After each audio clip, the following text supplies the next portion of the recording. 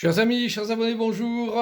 En cette période de Coupe du Monde, allez, je me suis dit on va faire un petit tirage concernant les quarts de finale, voir les tendances. Alors vous savez bien sûr que les cartes et le tarot n'ont pas pour objet de vous donner l'avenir pur et dur, hein, et donc un match n'est pas aussi prédictible que ça. Cependant, on va voir un petit peu pour chacun des 4 matchs, de manière très rapide, la tendance, l'équipe qui semble en tout cas tirer son épingle du jeu et puis peut-être passer en demi-finale. Et on démarre avec le premier match qui est France-Maroc, hein. Donc, on va sortir 2 cartes du tarot et puis une carte de l'oracle de l'intégration qui va être une carte centrale. Et on va voir un petit peu ce qui ressort. Allez, on y va.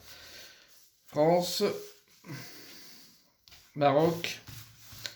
Voilà. Et puis une carte centrale pour donner un peu, je dirais, une note à ce match, voir ce qui peut ressortir. Voilà. Alors, France, Maroc.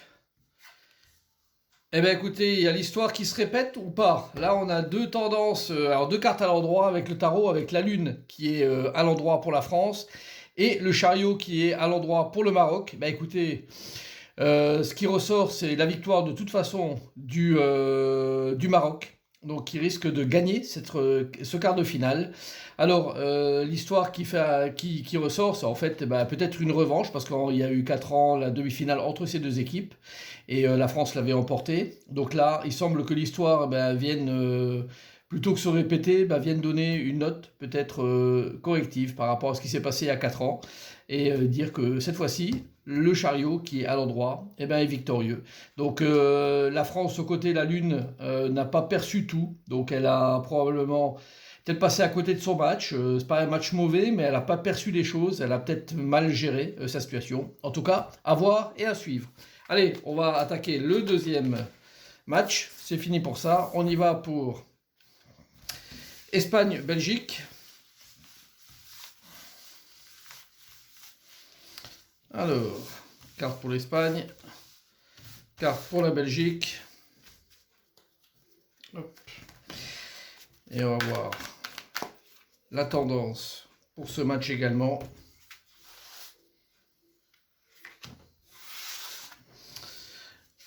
Alors, nous avons la lune inversée pour la Belgique, le soleil inversé pour l'Espagne et la carte de l'obscurité aveuglement. Bon, c'est un match qui est très très compliqué, hein. On a 2 cartes qui sont inversées, où il n'y a pas une tendance qui se dégage. Cependant, il y aura quand même un vainqueur. C'est un match qui va être très sombre, hein, où ça va aller peut-être au bout, aux limites. C'est possible qu'il y ait une prolongation, hein, et puis peut-être des tirs au but. Disons que, allez, sur la tendance, même le soleil étant inversé, c'est quand même le soleil qui l'emporte sur la lune inversée. Donc je dirais l'Espagne qui va gagner, mais peut-être au bout de prolongation, voire tir au but d'un match très très compliqué. La carte de l'obscurité aveuglement, ça donne vraiment cette sensation qu'on a du mal à discerner tout ce qui se passe, et ça devient vraiment un match très très dur, hein. On verra bien, à suivre. Allez, on passe au troisième match, à la troisième rencontre, qui est Norvège-Angleterre.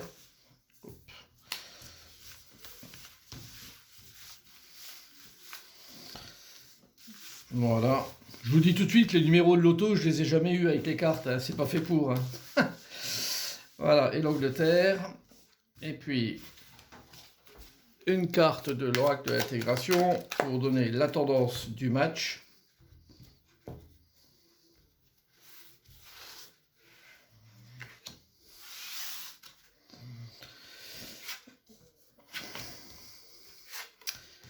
Alors, c'est un match très lumineux, à clarté et visibilité, qui laisse entrevoir des choses très intéressantes pour l'Angleterre, qui semble définitivement l'emporter, avec la carte de l'impératrice qui donne ce côté très entreprenant, de réussite également, qui va de l'avant, qui se donne les moyens d'eux, et puis l'ermite qui au contraire est très en retrait, qui n'avance pas, qui est très très lent.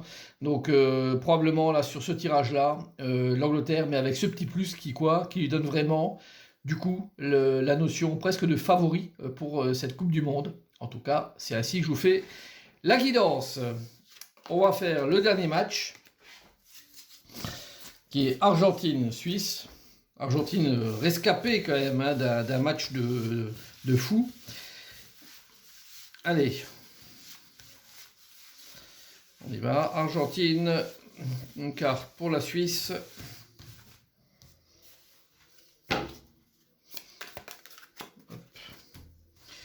Et puis, une carte centrale. Alors, l'Argentine, l'arcane sans nom, à l'endroit, et l'empereur inversé pour la Suisse. Et la carte du partenariat fédéré pour les deux.